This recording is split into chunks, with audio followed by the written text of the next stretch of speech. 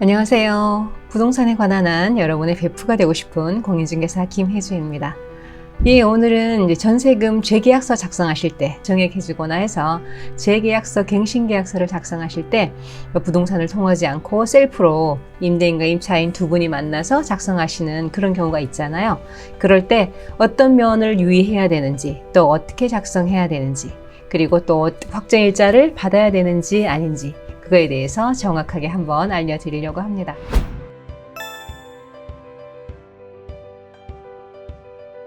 그러니까 어떤 분들은 확정일자 받으면 절대 안 된다 이렇게 말하는 분도 계셔서 좀 불안하실 텐데 정확하게 어떤 게 맞는 건지 알려드리게 같이 한번 보세요. 내용은 이렇게 이제 세 가지로 정리를 해드릴 거예요. 먼저 재계약 전 확인사항 먼저 뭔가 알려드리고, 그 다음에 재계약서 실제로 어떻게 작성하면 좋은가 그 특약사항까지 알려드리고요. 그 다음에 다 재계약서 작성 후에 확정일자는 어떻게 하고 또 보관은 어떻게 해야 되는 건지 이렇게 세 가지로 나눠서 한번 정리를 해드리려고 합니다. 재계약서 작성 전 확인사항 먼저 뭔지 한번 볼게요. 제일 중요한 게 이겁니다. 권리 변동 사항이 그동안 있었나 이걸 확인해 봐야 됩니다. 그러니까 등기부 등본을 발급을 해서, 요즘은 등기사항 전부 증명서라고 합니다. 여기 등기부 등본 발급을 해서 그 안에 내용을 확인해 봐야 됩니다. 내가 전세 살은 2년 동안에 나 모르게 주인이 또 대출을 받았거나 다른 권리 변동이 또 있을 수가 있거든요. 그러니까 그걸 정확하게 확인을 해 봐야 됩니다. 이 등기부 등본 발급하는 법 그리고 내용 보는 법은 제 다른 영상에서 좀 쉽게 차근차근 설명을 해놨거든요. 그거 한번 보시고 등기부 등본을 발급 받으셔서 내용을 충분히 확인하신 다음에 재계약서를 작성하시는 겁니다. 예를 들어서 한번 설명을 해보자면요. 내가 2020년 5월 5일에 전세 3억에 계약을 하고 5월 31일에 이사미 주소 전입을 했어요. 그리고 이제 2년 동안 살았잖아요. 그럼 나는 이제 2020년 5월 31일에 대항력이 생겼고 요게 내가 1순위가 되는 거예요. 그 전에 그 등기부 등본에 아무것도 없는 걸 확인하고 이제 전세금 3억을 준 거죠. 그럼 내가 1순위가 되고 이번에 등기부 등본을 떼봤더니 주인이 2021년 3월 2일에 은행에서 대출을 받아서 채권 최고액으로 건저당권이 2억이 설정이 돼 있더라. 그럼 이 2억이 2순위가 되는 거죠. 내가 이번에 만기가 돼서 2년 만기가 돼서 주인이 다시 증액을 해달라고 해요. 우선 5% 증액해서 이제 계약갱신 청구권 사용하는 계약으로 예를 잡아봤어요. 그럼 1,500만 원을 추가로 이제 내가 줄 건데, 그럼 이 1,500만 원이 3순위가 되는 거죠. 그래서 혹시 만약에 이 집이 경매에 넘어간다면 내가 3억을 받고 그 다음 은행에서 2억을 가져가고 내가 다시 1,500만 원을 받고 이런 순서가 될 거란 말이에요. 그래서 이게 1,500만 원이라서 이게 크게 부담이 없다, 앞에 근저당이 그냥 있어도 크게 부담이 없다 하시면 그냥 계약을 하시면 되겠고, 5천만 원이나 1억 정도를 정액해줬다 그럼 이건 조금 부담스럽죠. 이게 내가 이 집이 얼마짜리인지를 우선 생각을 해서, 만약에 7억짜리 주택이다, 7억짜리 아파트다 하면 전세금 4억, 건저당권 2억, 내가 추가로 1억을 줬다면 6억이나 되는 셈이잖아요. 그러면 이건 굉장히 부담스러운 금액이죠. 그러면 내가 결정을 해야 되는 거예요.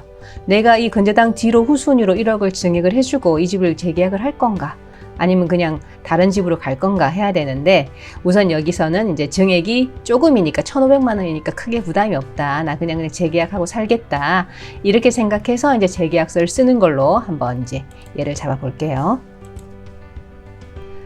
계약서를 작성하실 때는 증액 금액만으로도 계약서 작성하셔도 되고 총 금액으로 계약서를 작성하셔도 됩니다. 두 가지 다 가능합니다.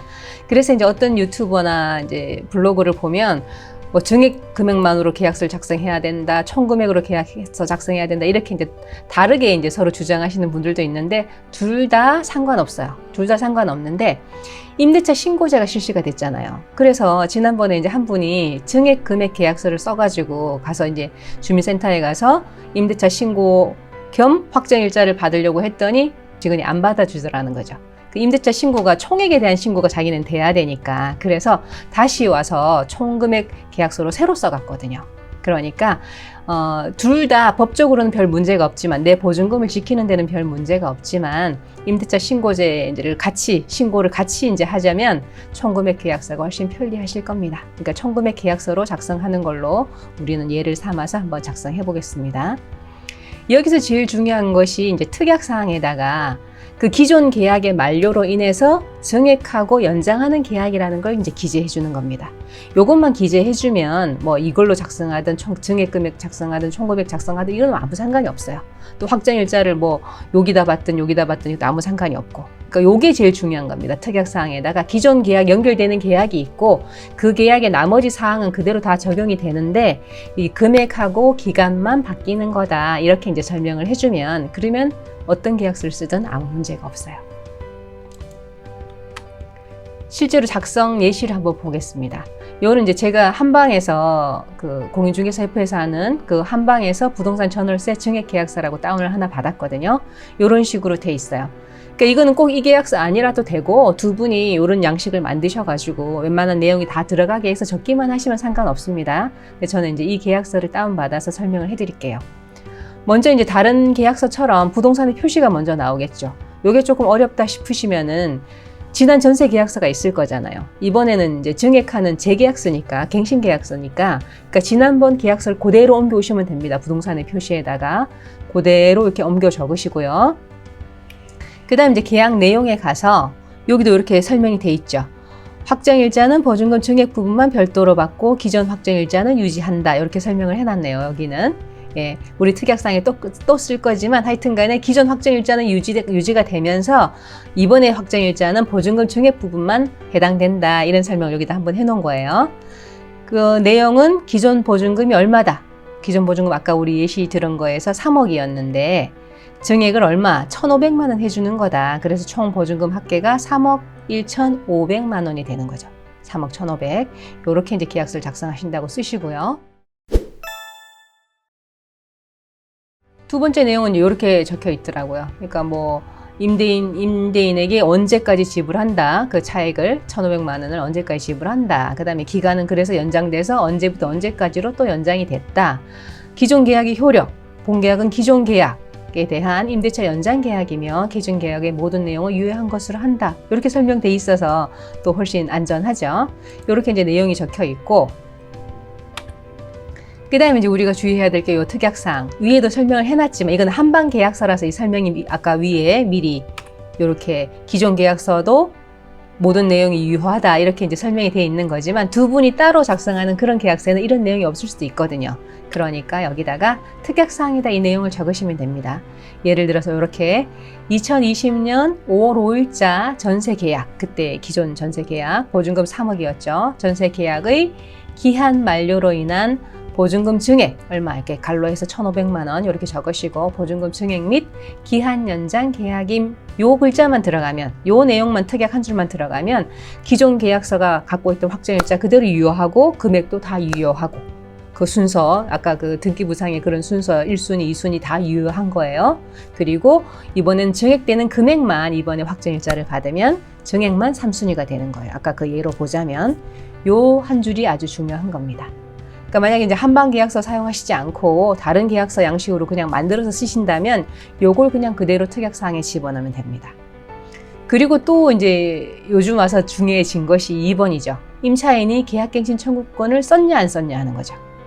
이게 이제 썼다 안 썼다고 하는 것이 나중에 이제 서로 분쟁이 생길 수가 있거든요. 주인이 뭐 지난번에 너 썼지 않냐, 임차인은 안 썼다 이렇게 이제 분쟁이 생길 수가 있으니까 만약에 계약갱신 청구권을 사용한 계약이고 5% 이내 증액을 하신 거면 그러면 법적으로 효력이 있으니까 여기다 이렇게 써주는 겁니다.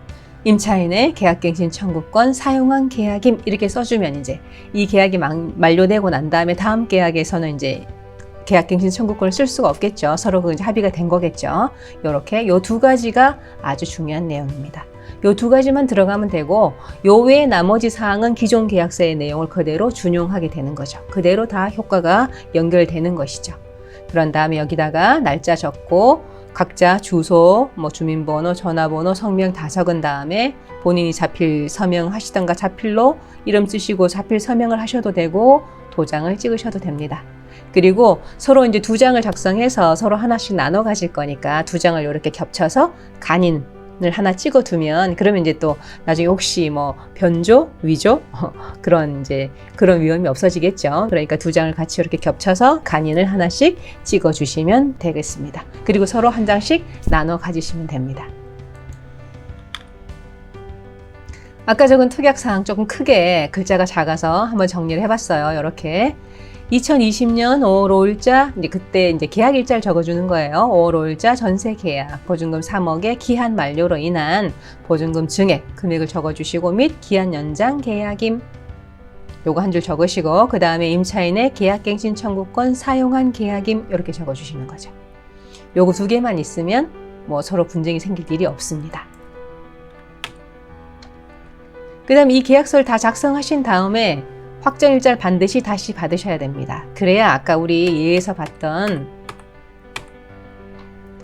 앞에는 벌써 전세 3억 계약하고 확정일자 받으셨을 거잖아요. 그때 한번 확정일자 한번 받았고 이번에 다시 증액했기 때문에 확정일자를 한번 더 받으셔야 3억은 옛날에 확정일자가 유효한 거고 이 1,500만 원은 이번에 확정일자가 유효하게 됩니다. 만약 이번에 확정일자를 안 받으시면 그러면 이 1,500만 원 아무 보장을 못 받는 거예요. 순서가 안 되는 거죠. 만약에 주인이 2억 근저당 설정한 다음에 다시 또 대출을 더 받았다고 하면 나는 그 순위보다도 더 밀리는 거죠. 이 1,500만 원은. 그러니까 적어도 3순위를 유지하자면 이번에 확정일자를 받으셔야 되는 겁니다. 확정일자 받으면 뭐 기존 계약서 확정일자가 다 이쪽으로 밀린다. 그 전에 확정일자는 효력이 없어진다. 이렇게 말씀하시는 분은 잘못 알고 하시는 말씀입니다. 그러니까 그런 말 걱정하실 필요 없고요. 아까 특약사항 요 한 줄만 있으면 기존의 것은 그대로 확정일자가 유효하고 3억은 이번에 확정일자는 1,500만 원에 대해서만 유효합니다. 그런 다음에 두 계약서를 같이 보관하셔야 됩니다. 두 개 같이. 뭐 이번에 거 썼다고 해서 금액이 다 여기 3억 1,500만 원 다 있으니까 기존 계약서를 뭐 주인한테 주고 없애버린다. 그렇게 하시면 안 되고 둘 다 갖고 계셔야 됩니다. 같이 갖고 계셔야 됩니다. 그래서 만약에 이 집이 이제 경매로 넘어가서 경매법원에서 임차인한테 권리 신고하고 배당 요구를 하세요 이렇게 안내문이 온다면 이 두 계약서를 다 집어넣고 둘 다 이제 권리 신고를 하고 배당 요구를 하셔야 됩니다. 그러니까 두 계약서는 항상 같이 보관하셔야 됩니다. 오늘 내용 정리를 한번 해보겠습니다. 중요 사항을 재계약서 셀프 작성 시 유의사항 3가지. 먼저 1번 등기부 등본으로 권리 변동 사항을 확인합니다. 두 번째로 갱신계약서를 작성하셨으면 반드시 확정일자를 받아야 합니다. 그리고 두 계약서를 같이 보관해야 된다. 요거 유의하시면 되겠습니다. 예, 오늘 영상 어떠셨어요? 내용. 재계약서 셀프 작성하시려고 생각하셨던 분들 도움이 많이 되셨죠? 예, 도움이 되셨다면 구독과 좋아요 부탁드립니다. 저는 또 다음에 또 꼭 필요한 다른 내용으로 영상 만들어서 찾아오겠습니다. 지금까지 여러분의 부동산 베프 공인중개사 김혜주였습니다. 감사합니다.